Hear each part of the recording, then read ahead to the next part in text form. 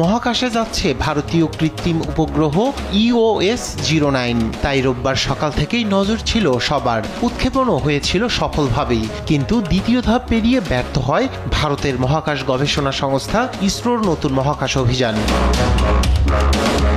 স্থানীয় সময় রোববার ভোর 5:59 PSLV-C-61 রকেটের মাধ্যমে এই মিশনের যাত্রা শুরু হয়। তৃতীয় ধাপে পৌঁছানোর পর ব্যবহৃত মোটরটিতে 203 সেকেন্ডের মাথায় ধরা পড়ে ত্রুটি। ফলে গোলযোগের কারণে কৃত্রিম উপগ্রহটিকে নির্ধারিত কক্ষপথ তথা সান সিনক্রোনাস পোলার অরবিটে পাঠানো সম্ভব হয়নি।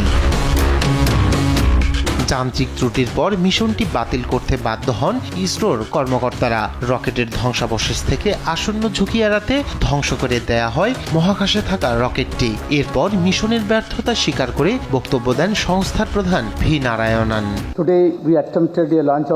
আমরা পিএসএলভি মহাকাশযানের উৎক্ষেপণের চেষ্টা করেছি।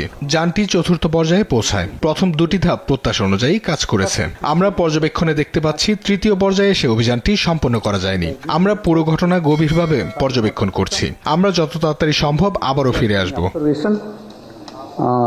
পরে সামাজিক যোগাযোগ মাধ্যম এক্সে দেওয়া এক বিবৃতিতে ইসরো জানায় এটি ছিল তাদের 101তম অভিযান। PSLV-C-61 উৎক্ষেপণের প্রথম দুই ধাপ পর্যন্ত সবকিছু স্বাভাবিক থাকলেও তৃতীয় ধাপে একটি নির্দিষ্ট পর্যবেক্ষণের ভিত্তিতে অভিযানটি বন্ধ করে দেয়া হয়। এদিকে ব্যর্থতার কারণ অনুসন্ধানে একটি তদন্ত কমিটি গঠন করেছে ইসরো।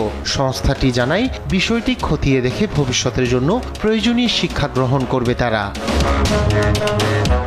2017 সাল থেকে বিভিন্ন কৃত্রিম উপগ্রহ পাঠানোর কাজে PSLV রকেট ব্যবহার করছে ইসরো। এখন পর্যন্ত এই রকেটের 63টি উৎক্ষেপণ সম্পন্ন হয়েছে, যার মধ্যে এটি ছিল তৃতীয় ব্যর্থ অভিযান। পাঠানো কৃত্রিম উপগ্রহটির ওজন ছিল 1696 কেজি।